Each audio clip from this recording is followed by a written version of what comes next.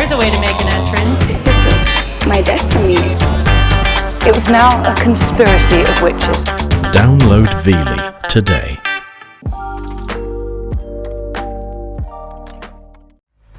My name's Adam Pearson, and people hate me because I'm disabled. I've been called things like Quasimodo, Elephant Man, because my face looks different. Hideous creature, disfigured, tried to rip my face off. And it's not just me under attack. Kicked and punched and spat on. I randomly got hit. I realised my nose is constantly bleeding. In 2013, there were an estimated 62,000 disability hate crimes in England and Wales. Scary, demon-looking freak. But only a handful of them were prosecuted. The system's just screwed. These crimes are going underreported, under-recorded, and under the radar. And I want to find out why. I'm almost looking for a fight. Do you know what disableism is? No, I don't. So do you think I'm a bad guy? How bad could I be? Why is there prejudice against disabled people? You do have to put the barriers up. I have to say, I thought he was wearing a mask. Whoa, whoa, whoa, whoa. Why is it not being taken as seriously as other hate crimes? You two don't seem to see the bloody problem either. Police should have taken that seriously. If this had been about race, it would have been taken straight down. And what can I do to change things? This is a whole room full of people judging me. Intelligent and charming can only take you so far, but intelligent, charming and funny, that's a winner.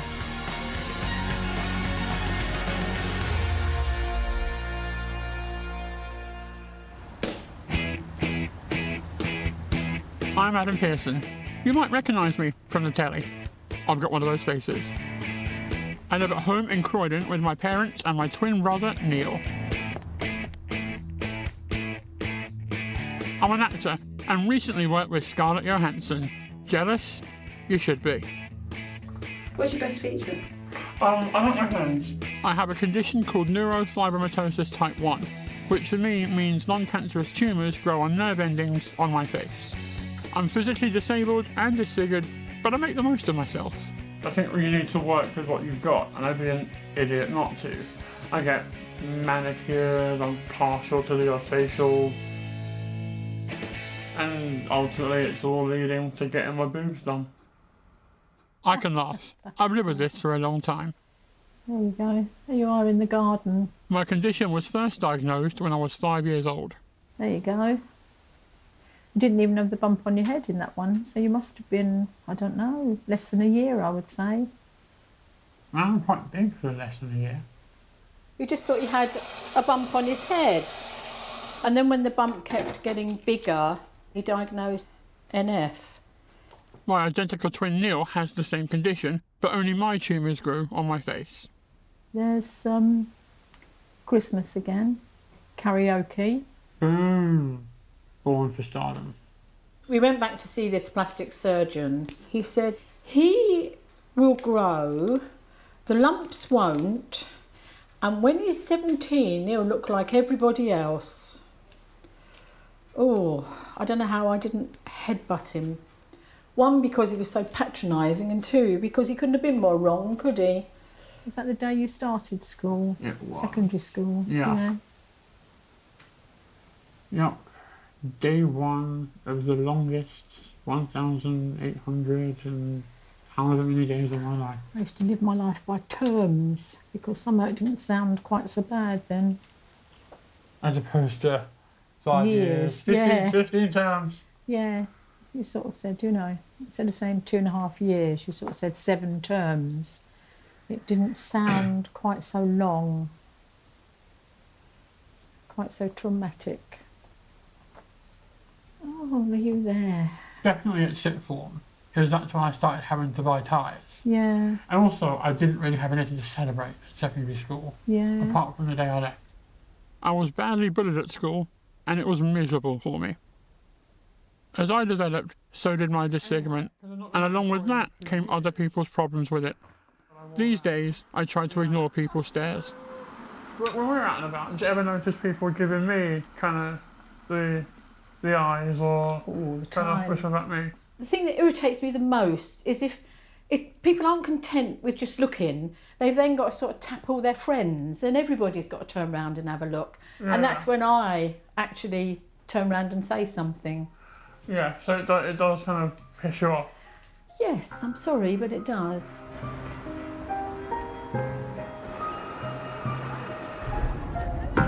I understand that people will have natural curiosity, but it isn't always easy to live with people's stares. And watch what happens when I sit on a busy bus. Notice how nobody sits anywhere near me, not even on the seats behind.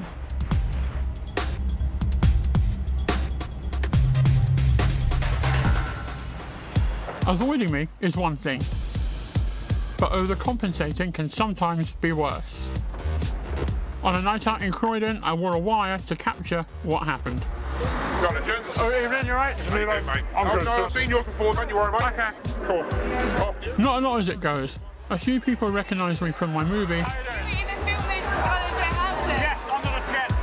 but watch out for this drunk dude. You see, being disabled makes me public property. What's the name? Adam. Drunk strangers hug me and patronise me. I love you, Bobby, yeah? And elsewhere, other disabled people face this ignorance too. I know, yeah, how are you? Dan, an ex-soldier who uses a wheelchair, knows just how it feels. It's more curiosity I get than anything. Yeah. I've been called Meals on Wheels, Big Legs McGee, you know, and I'll laugh at it, you know.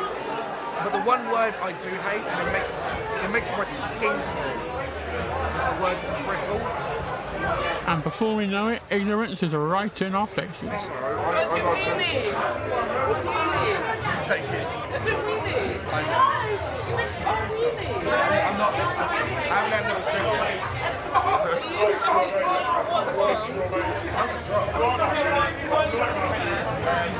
I was injured about 5 years ago. Yeah, I have prosthetic legs, but imagine how hard it is to walk when you're drunk normally. Try and doing that in legs you can't control. Oh yeah.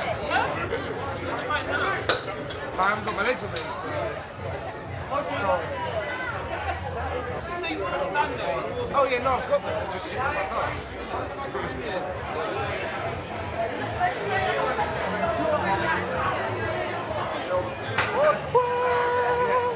I was about to do exactly the same. No, I get it a lot, just random people who always come up to me.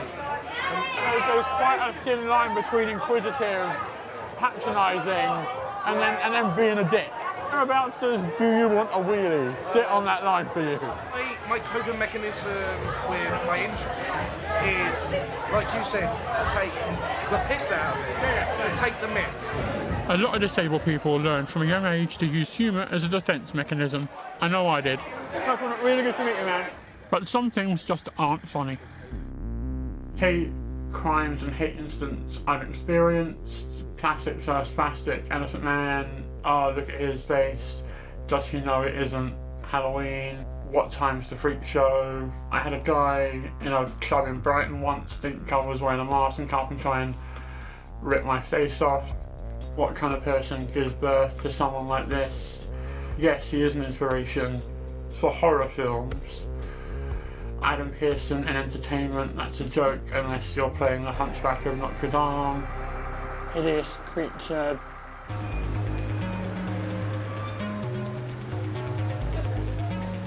I faced this kind of prejudice all my life, starting at school.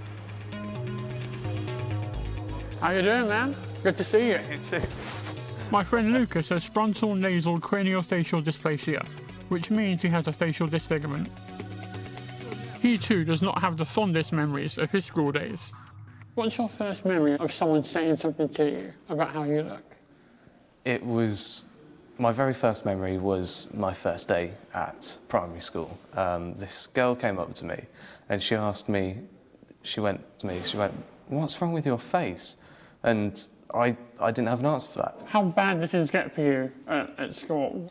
The worst incident that I had was where one boy had me pinned to the ground with his foot upon my head. I've also been kicked and punched and spat on even during my primary school. And how does that make you feel as a kid? As a kid, it was It was frightening. I felt like I was incredibly unlucky that, you know, it was me that had ended up with this, and that why is it that nobody else had got this, and why just me, that sort of thing. Were the teachers in any way helpful? I know for me that they weren't. And I remember one time they kind of put on the Hunchback of Notre Dame in one of my lessons, and one of the kids said very loudly, "Oh, we're watching Adam." And the teacher clearly heard it because he reacted to it, but didn't do anything. Were your teachers any more sympathetic to your cause? The teachers didn't follow up on any negative behaviour that was occurring, so it got a lot worse. It became that bad that my parents decided they were going to take me out of primary school and homeschool me. And I'm assuming you weren't bullied at homeschool? No. Okay, just checking, exploring all avenues. Is this where the negative attitudes towards disfigurement starts? I believe that the negative attitudes are passed on through the generations. I know that often the attitudes of the parents directly affect the attitudes of the children, because I've had lots of instances where I've been called names and things have been said to me that children wouldn't come up with on their own. For instance, I've been called Elephant Man and things like that.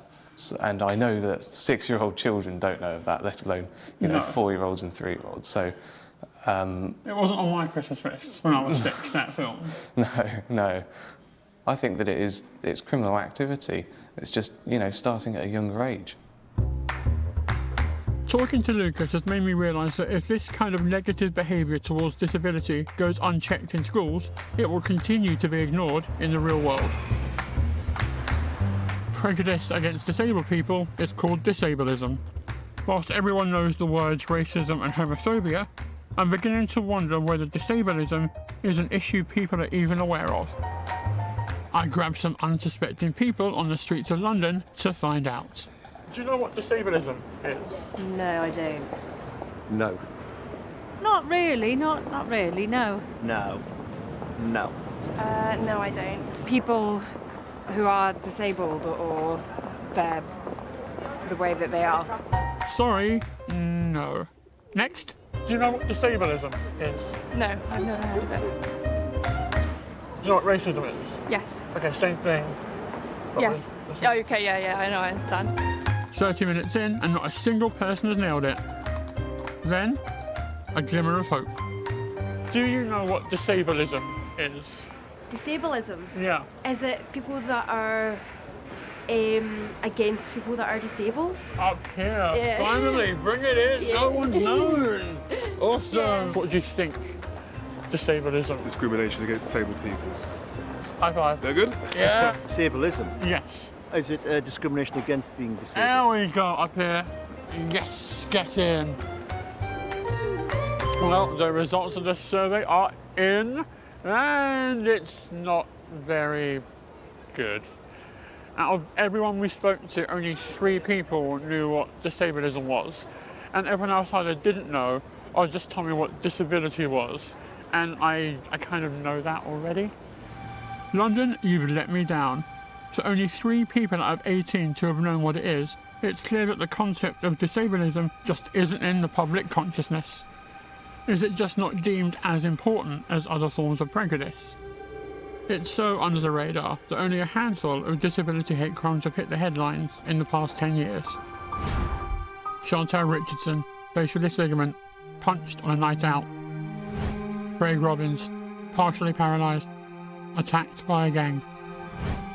Raymond Atherton, severe learning disabilities, beaten to death. Sickening, isn't it? These are horrifying disability hate crimes, and I wonder how many more have taken place that didn't make the news.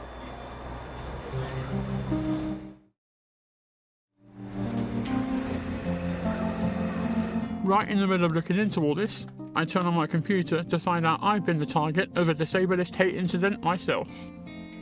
And it pissed me off a little bit. I put an interview about a film I was in up on my YouTube page. You mentioned before ignorance, and I'm sure the movie Under the Skin is something that will change those common perceptions. And at the end of the film, the female lead, the alien character, gets set on fire and burnt to death. And someone has posted this charming comment about me. What happened to the alien at the end of the film should have happened to him at birth. Lol. So he finds the idea of me being burnt to death at birth hysterical. I'll put lol at the end so people know it's a joke. And that is essentially genocide. So it's kind of something very similar happened to this in Germany in the 40s. And I hear it ended badly. And I hear it somewhat looked down upon now with the benefit of retrospect. This pissed me off. I instantly thought, you bastard. I'm not going to let this fly on my own page. I email YouTube, and they reply. Subject, action taken. So I thought, amazing. And the email says, we are unable to identify a violation of our community guidelines within your recent report to our safety and abuse tool. Nothing bad happened, deny all knowledge.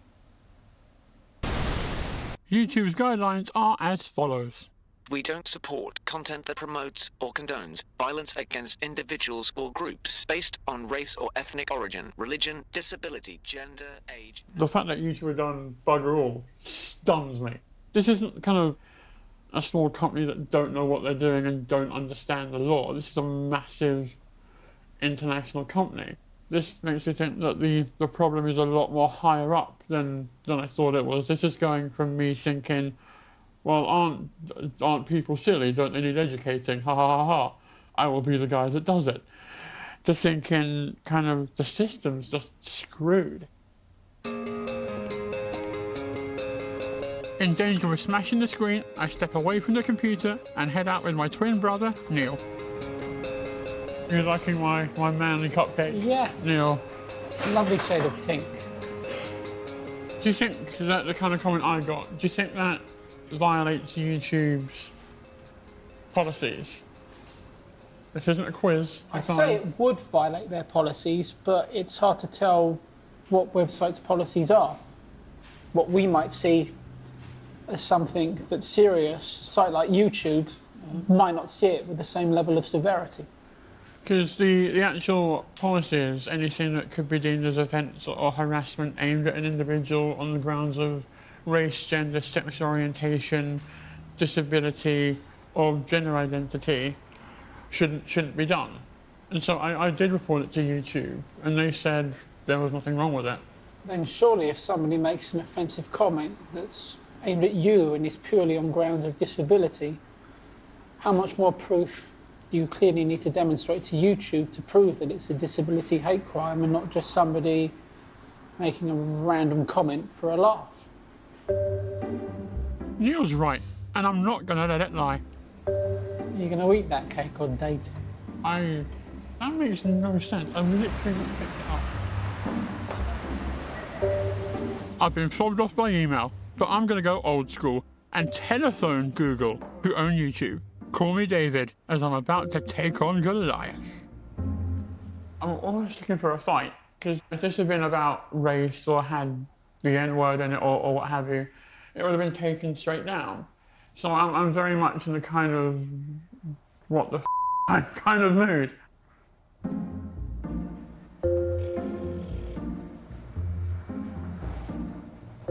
Thank you for calling Google. If you know the extension of the person you would like to speak with, press 1. If you would like to contact reception, please dial 0. Oh. So it doesn't go through. That's weird. So I want to contact reception, so I'll dial 0. 0. And it cuts off. And again, just cuts off. That's absolutely bonkers. How did Google not have a receptionist? I mean, and this is a company that prides itself internally on googliness and a forward-thinking, all-embracing, revolutionary. And they can't pick up a telephone. That's insane. If only there was some way they could look that up. Online, maybe. Would it be different if the abusive comment was about my ethnicity? Over 42,000 people have viewed my YouTube page, but as far as I know, I'm the only one seeing the problem. But when Liam Stacey tweeted racist comments about footballer Fabrice Mwemba, Twitter users across Britain reported it to the police, leading to Liam's arrest. The public recognised this as a hate crime and were rightly outraged. There were 44,480 hate crimes recorded in England and Wales between 2013 and 2014. Yet only 4% of these were recorded as disability hate crimes. Is this because they weren't happening, or were there many more going unrecorded? According to the Home Office's official crime survey for England and Wales, there were actually an estimated 62,000 disability hate crimes in a similar period. Hang on! Why then were there only 1,985 hate crimes against disabled people recorded? I need to understand why the vast majority of disability hate crimes are going unrecognised. My mate Hayden has twice been the victim of a disability hate crime, but he wasn't recorded as an official statistic. Hayden! Hey, Adam. How's it going, man? Good to see you. Hayden has Cruzon syndrome. Like me, he's blind in one eye, partially deaf and facially disfigured. Rubbing the hair as well. He wears his hair over his eye to try and hide his disfigurement. You kind of done it. In a club in Milton Keynes one night, he was pushed over. He believes it's because he looks different. I randomly got hit, and I didn't know it was all happened too fast. I was like, I blacked out for like 1 second, and I just looked up and, you know, I didn't know what happened. Then I realised my nose was constantly bleeding. Hayden reported this incident to the police. How did the police handle it? They saw the CCTV, they saw some guy, but they didn't really do much about it. They didn't ask if you were disabled or anything that involved the word disability? They didn't really ask about any disabilities I have. Hayden didn't know that he could report this assault as a disability hate crime. I wonder how many other incidents like this have gone unnoticed. Just last week, Hayden was assaulted again in this nightclub. I asked him what he was doing, and he said something about, why is my hair like this? So basically I just said, well, he pushed me after that, and I felt the force. He just like pushed me quite hard. Then I said, what are you doing? And his friends just pulled him back, and that was really the last time I saw him. Have you reported it? No, I just let it go, really. I just didn't really bother. I just didn't think it was that worth it. I suspect many more disabled people like Hayden are just absorbing this abusive behaviour as a fact of life rather than taking action. And do you think it's because of your condition and how you look that people tend to give you more aggro than they otherwise possibly would? I think it is. That's why I've had a lot of surgery changes in my life, because I keep trying to make myself not look disabled. Do you know much about the law surrounding hate crime, disability, race, religion, etc.? I've never been aware of the disability hate crimes situation. I've always been aware of like hate crimes, racism and things like that, but not about disabled people. Disability hate crime and the laws around it are just not on people's radar, not even people who are disabled. And unbelievably, the law itself treats crime towards disabled people as less important than other forms of hate crime. Let me explain. If someone hits me because of my disability, then they could get up to 6 months in prison. But if someone hits me because I'm a different race or religion, they can get a longer sentence of up to 2 years. This is because a disability hate crime is only considered a basic offence, whereas race and religious hate crimes are considered aggravated offences. Sounds fair? I think not.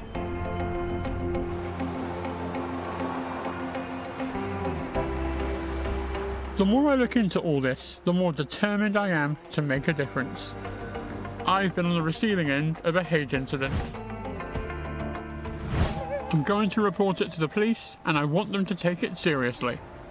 I don't know how seriously the police are or aren't going to take this. In a perfect world, they'd deal with it like they would any other form of hate crime.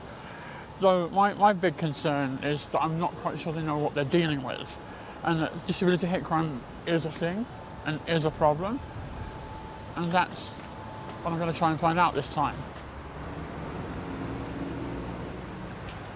And it's a really disappointing result. He reckon said that because they're not actively saying, I'm going to come to your house and burn you alive, that there's nothing they could do.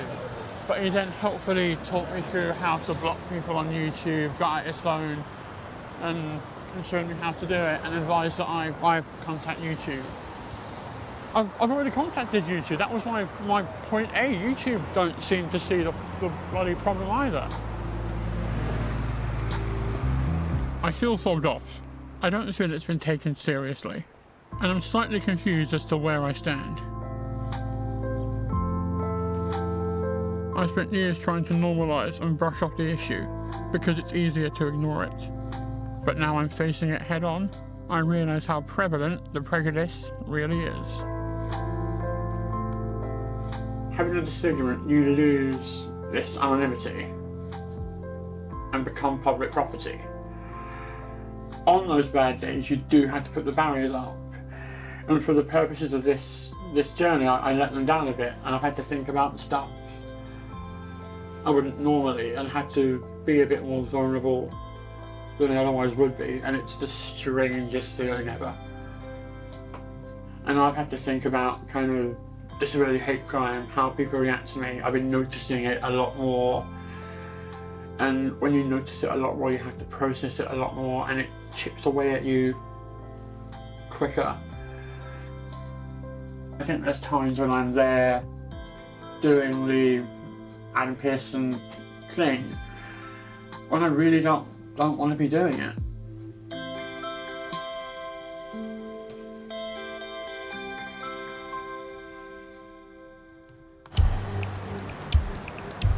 I'm not the only one with a disability who's not being listened to. There are some shocking incidents of disability hate crime that weren't taken seriously. Take the tragic case of Fiona Pilkington, whose daughter, Francesca Hardwick, was disabled. Across 10 years, she made 33 complaints to Leicestershire Police about hate crime incidents, and no action was taken. Fiona ended up taking her own life, along with Francesca's. 23-year-old Brent Martin, who had learning disabilities, died in hospital after 3 trained boxers attacked him over a £5 bet to see who could knock him out first. Brent's murder wasn't recognised in court as being aggravated by their hatred of his disability, and alarmingly, all their sentences were reduced on appeal. Enough is enough.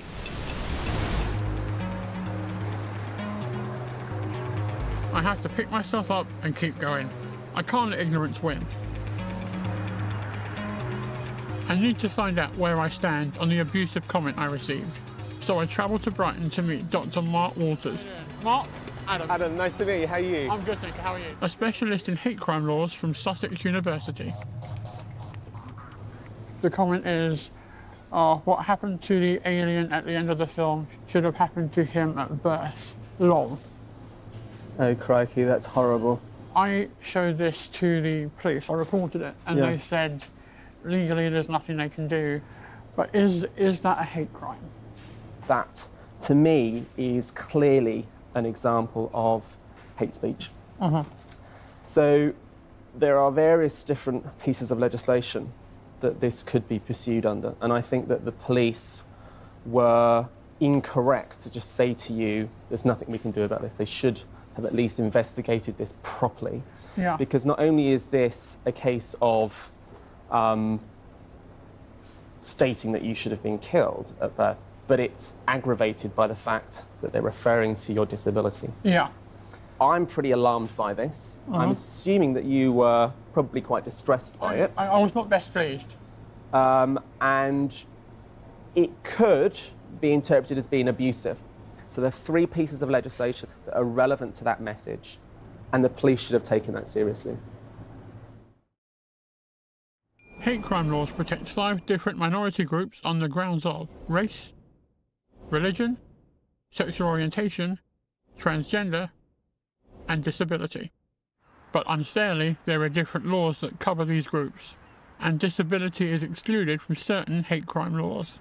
If you're going to prescribe and legislate against hate crime, and you've identified 5 different groups that are deserving of protection, where there is clearly an issue of targeted violence, targeted abuse, you need to treat all of those equally in law. Because if you don't, it sends out the unintended message that those groups are less worthy of protection than other groups. Yeah. And I just think that's not acceptable.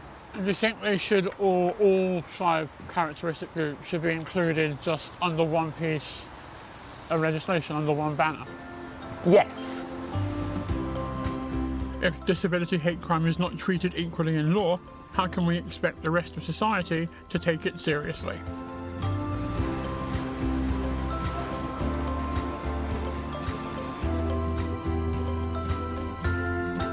As I'm pondering how you go about changing the law, a strange thing happens. After a week of the abusive comment being on my YouTube page, it mysteriously vanishes. I wonder if it's because I mentioned it to my friend, who works at Google. No one contacted me at all to say the comments were coming down. They just came down. It must have all happened, it probably all happened internally with the email my friend sent and whomever he sent it to. I have no idea what happened behind the scenes. It would be really good to find out. Once upon a time, I'd have just let this lie. But now I want to know why they didn't react to the disableist hate speak right away. Hello, Adam Pearson. After an email to their press office, I finally get to speak to someone. Yeah, no, now's a completely good time to talk, yeah. Yes, and I did do that. What they're telling me is that I can moderate my own page and restrict comments I don't like. Right. It does sound a bit like they're passing the buck back to the user and saying, well, you can just delete it yourself, or you can moderate all things yourself. They also told me it's often up to their moderators to interpret what is hate speak and what is not. I wonder what part of should have been burnt to death at birth is open to interpretation. I thought anything deemed to be offensive and relating to a person's disability is considered hate speech. The policy seemed really firm, and she seemed really firm, but the actions that led to this didn't. I'm not satisfied, and I've asked to meet someone in person. On acknowledgement that they f***ed up. Because they did. Otherwise the comment wouldn't have mysteriously disappeared. And I want to know that there's solid processes in place for people who don't have a friend that works at Google. I have to wait to hear if someone is willing to meet me. From Google to the police not taking this incident seriously, I'm starting to wonder if there's a bigger problem at the top that is filtered down. From 2013 to 2014, there were 10,532 racially and religiously motivated hate crimes convicted in England and Wales, and only 470 disability hate crimes convicted. Whilst there were more racially and religiously motivated hate crimes overall, the difference between these numbers is so huge that as well as these crimes going under the radar, it could also suggest that there's something worrying going on in the way these crimes are being prosecuted. Thanks very much. Bye. In 2013, Michael Fuller, Chief Inspector of the Crown Prosecution Service, published a report revealing that disability hate crime specifically was being overlooked in the way it was prosecuted. Hi, Michael. Hi. Hello, Adam. Adam, nice to meet you. Yeah. Is it a lack of awareness, or is it because the police, juries, etc. don't understand the issue? What the inspection found is that police officers, they often feel very awkward about asking people about their disability. So they feel uncomfortable about that. And as a result, the offences they may come across or be called to aren't always recorded in the way that they should be. So, issue number 1. The police are too embarrassed to ask about disabilities, so aren't recording incidents as disability hate crimes. Why do you think when it does make it to court, it seems to be taken less seriously than other forms of hate crime? So there was quite a serious problem there in that there's a duty on the prosecutor to highlight to the court that a particular offence is a disability hate crime, and there is a legal provision that enables them to do that. Issue number 2. Prosecutors aren't stating to the courts that these offences are disability hate crimes, so they're not being convicted as such. And what we found is that legal provision, the sentence uplift was not being used enough, and as a result the sentences weren't reflecting the seriousness of the disability hate crimes. Issue number 3. If they were highlighted as disability hate crimes, the judges would have to hand out longer sentences, though still not as long as the other hate crimes. So the system is failing disabled people? I don't know about failing, is the legal provisions that are already there are not being used in the way that they should be.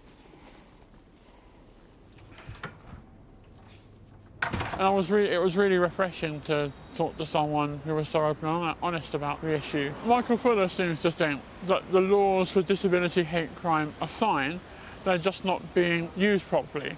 And to a degree I get his point, that if judges aren't aware of the uplift for disability hate crime and how to use it and how to apply it, then it just simply won't be used. So raising awareness is really, really important. It's no wonder that disableism and disability hate crime don't register as an issue with ordinary people. If the police have been failing, and so have the courts, then the whole system has gone wrong from the top down. It'll take a lot more than just me getting on my soapbox to change the justice system. My only hope is that since Michael's report, the Crown Prosecution Service have drawn up an action plan. And I'm told their response is improving, as is that of the police. But let's face it, this kind of thing could take years to come through. I want to understand more about what leads people to carry out disability hate crimes. What causes this prejudice? Take the movies. Baddies always seem to have scars, burns, hooks, or even sometimes just a big nose. What does a villain look like? They have to be kind of different from everyone else. They all have something scary about them, like physically. The Joker, Two-Face, a lot of the Bond bad guys have disfigurements. Why do you think they do? I haven't really thought of that. Society makes them kind of seem like they're scary because they're different from people or they look different. I think it goes back to old prejudices about the way that people look. And do you think that's a fair portrayal of disfigurement? Bias. The way that somebody looks has absolutely no bearing on the way that they are. And so do you think I'm a bad guy? How bad could I be? You seem nice enough. So the industry's being lazy, using disfigurement as a shorthand for evil, and people don't even seem to question it. But is it just negative stereotypes that cause prejudice against disabled people? Or does it run deeper than that?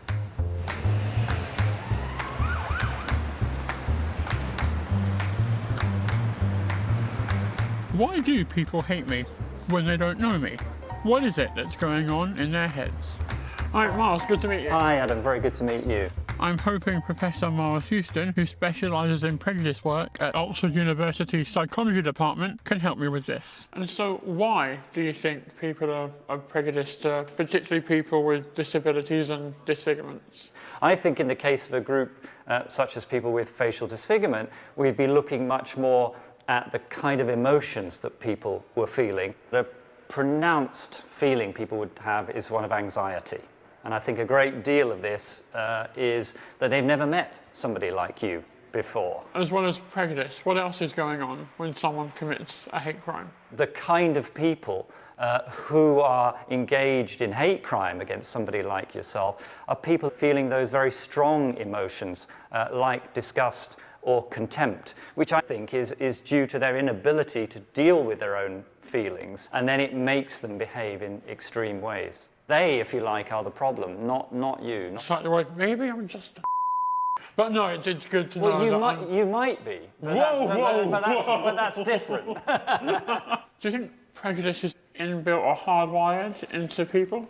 I don't believe that it comes hardwired, and the most important thing is it doesn't come in some kind of form that is not changeable. We have plenty of evidence that it can be changed.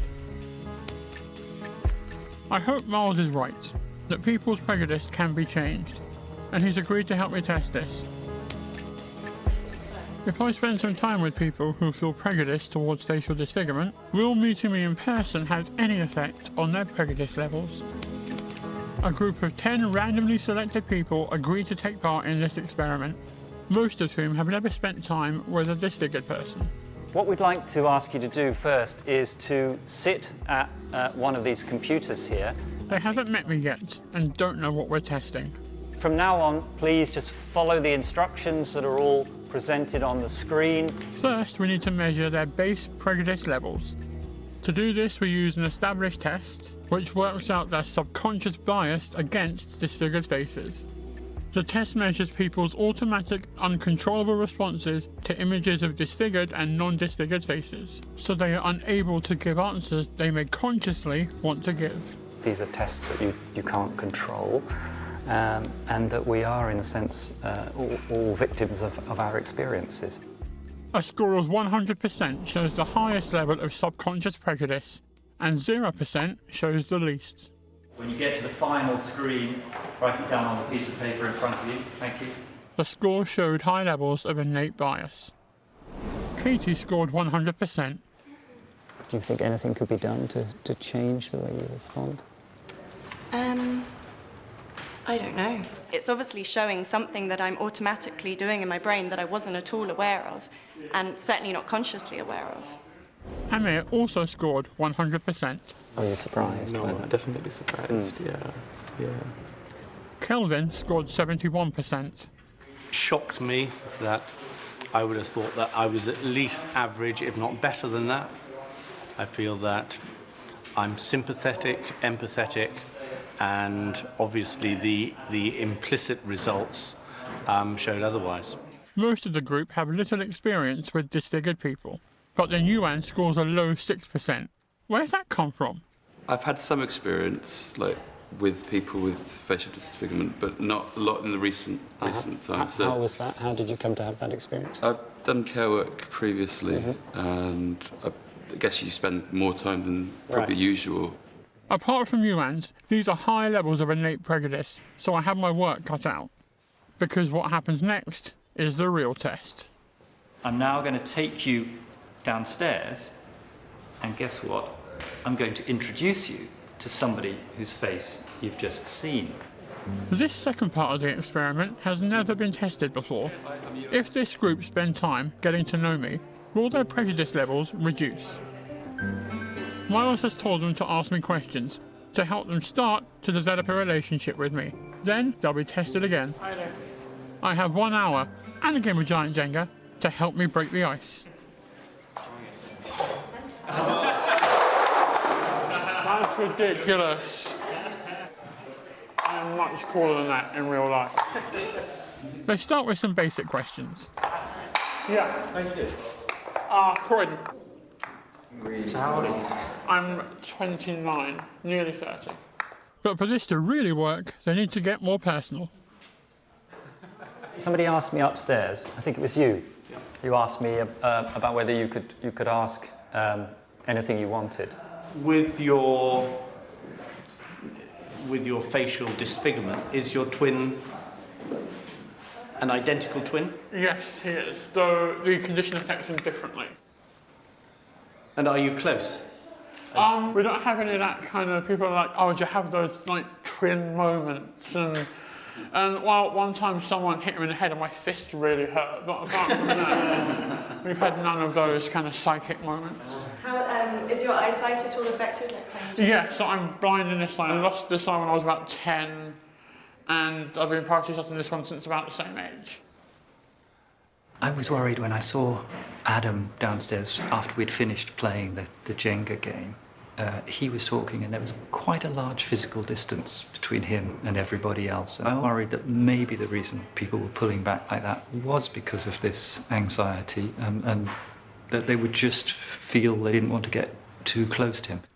The group will now take the test again to see if getting to know me has had any effect. Please just do the test exactly as you did before, okay? Just because they've now met me, they still can't affect the results of the test. It measures the brain's automatic responses to the images they see. And as before, please leave the score up at the end. Will their prejudice scores come down, or are people's biases unchangeable? This is only a one-off experience, but we are asking that an hour or so today can undo the events and the experiences of a lifetime, so maybe that's very optimistic. The results are coming in. Kelvin's first score was 71%, and it's now dropped to 50%. Katie's score was 100%, then fell to 42%. Mia, how did your second test go compared with your first test? It was really different. Amir's first score was 100%. Amazingly, this has fallen to just 12%.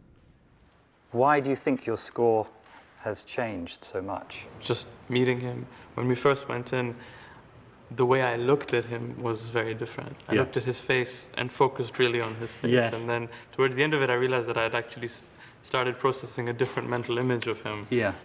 Absolutely had an effect. So what were the overall results for the group?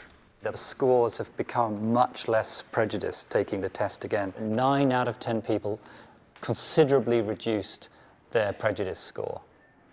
Getting this group of people together to meet someone like Adam has shown me the power of face-to-face interaction with somebody from a group that you have no contact with. Looking at the test, I'm even more positive about that because in 9 out of 10 people, so overall, a clear tendency for prejudicial reactions to be reduced as a result of meeting Adam. Actually meeting a person who actually has facial disfigurement has really sort of helped me personally to understand what it's like to live with that kind of disability. I think I felt nervous initially because I didn't know how he was going to react to us. Once he started speaking, that broke down the barriers, and now we're all relaxed with him. We see beyond his disfigurement. I was ridiculously encouraged to find out what happened. After the group had met me, I expected a few people's results to be better the second time round than the first time, but 9 out of 10 is an astonishingly good number.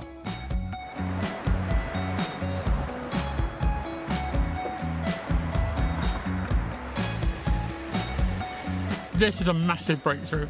I've discovered that I can affect the change in people's prejudice towards disfigurement just by spending time with them.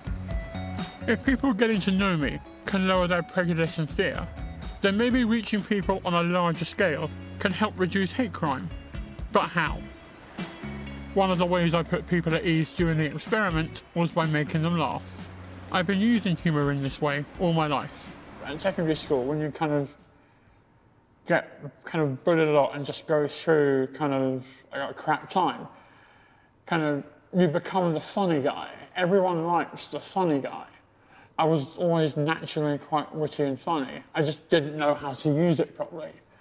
And so when I grew up and matured a bit and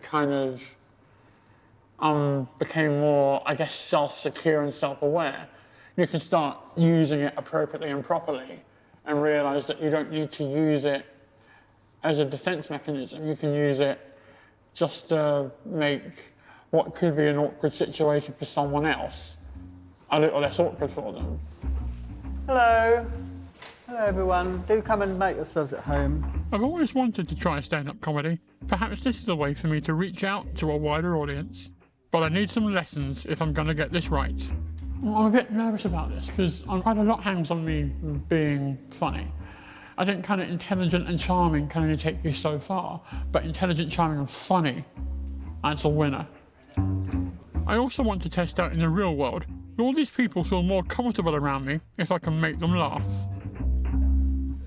I'd like you to stand up and to the group say who you are and why you're here. I'm Susie Steed, which apparently is a really good name for comedy. I'm Jim Hooper, and I should really be doing work at the moment. Hi, I'm Adam Henry Pearson. I'm here because my girlfriend has confiscated my PlayStation 4, and so I have absolutely nothing else to do. Did anyone stand out to you when you first arrived? Yes, Adam did. When I first glanced at him, I thought, is that really his face? Honestly, I have to say, I thought he was wearing a mask. Of course it was a shock to them when they first saw me, but if the experiment has proved anything, they should feel more comfortable with me the more time they spend with me. One of you is going to choose to be high status and one of you is going to choose to be low status. We're paired off to work on improvised sketches. You've not just let me down. You've let yourself down. It's very funny, I thought. I was surprised that was like his first time doing those activities. And I was like saying, but you know, you're really sort of naturally a funny bloke. So I want you to stand here and for 1 minute as an expert on one subject that I'm going to give you. All right, that's all you have to do. And your time starts now. I may have a good sense of humour, but can I make people laugh for a whole minute? That's a minute, brilliant, but I thought what a brilliant joke at the end, in my opinion. And I'm last up. Good ways and bad ways of letting somebody down gently. And your time starts now. Okay, so we have to let people down. That's a fact. And there are ways of doing it well with decorum. That means you can still talk to your ex and they don't take out a restraining order against you. And there are bad ways to do it. For example, don't do this. I learned it the hard way. Hey babe, how are you? Yeah, I'm fine. Everyone that has a boyfriend, take one step forward. Whoa, whoa, whoa, whoa. Don't sit them down and go, it's not you, it's me. I'm the one that's been your sister. It's a minute, that's a minute, that's all we get. We know we don't get to the end of the anecdote. He was much more confident than I thought he would be. It just changes, you think. I mean, I'll be saying to people, God, I met this guy who's disfigured. You know, he's really, and he was really funny. He participated exactly the same as anyone else and was incredibly funny, which meant then the outstanding thing was we were all shocked that he'd never done it before. And did you find Adam's disfigurement stopped standing out the more time spent with him? Absolutely, you completely stopped noticing it. You're just talking to Adam. So it seems I can use humour to reduce fears and put people at ease. And now I want to get out there and make people laugh. I'm really buzzing right now. This was crazy. This for me was the acid test to am I as funny as I think I am. And to be in a kind of a room full of 9 other people that have done this before and me kind of having my first lesson, trying to pretend I'd done this before, was really nerve-wracking. I've definitely got a bit of a taste for it now. But before I embark on my life of fame, riches and world domination, time to see what my mum thinks. We did this stand-up comedy class. But then they're all on your side. They would have probably felt sorry for you and they thought, oh, we'll laugh. Well, that's a bit... mean. That's a bit mean. I'm not entirely sure that's not a hate crime. Like, bloody hell, this went south really quickly. Could my own mother be a disableist? Out of curiosity, do you know what disableism is? Not really, no, but I can imagine what it is. What do you think it is? Give me an educated guess as to what disableism is. Prejudice against people with disabilities? Exactly. Good old mum. I was starting to worry.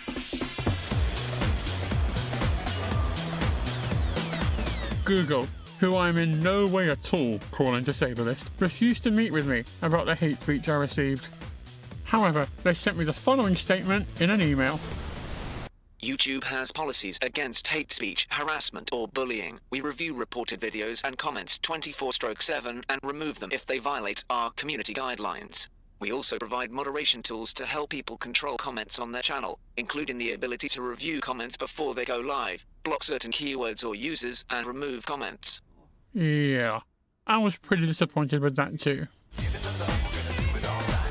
With Google support or without, I've got my own ideas as to how I'm going to start educating and engaging with people on the issue.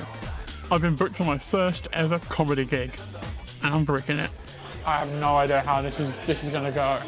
This is a whole room full of people judging me. I think I'm hilarious, but other people might incorrectly disagree. What I've learned through this whole journey is that if people are kind of exposed to disability and disfigurement in a positive way through comedy, then they kind of become less hostile towards it, which then in turn breaks down prejudice, which breaks down hate crime.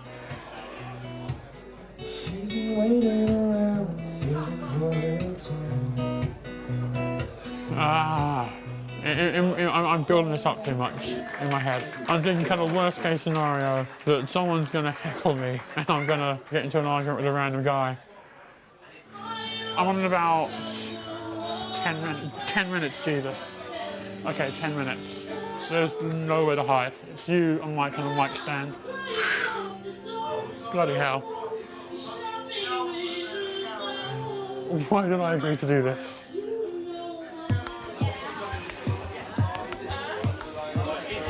Okay, breathe. Good, okay, let's do this. 1, 2, 3, 1, 2, 3. It's my pleasure to introduce stand-up comedian. His name is Adam Pearson. This is gonna be his stand-up comedy debut. So give it up for Adam!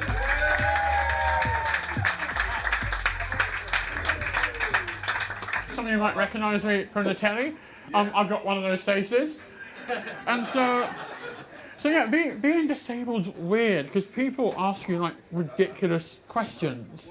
Like I used to live in Brighton when I studied, and we had the gas man come round one day, and I was the only person, so I let him in, and he was being a bit funny with me the whole time. And then as he left, he just turned to me and went, "My friend Bill's got a disfigurement. Do you know him?" Well, my friend Rob is a bit of a. Do you know him?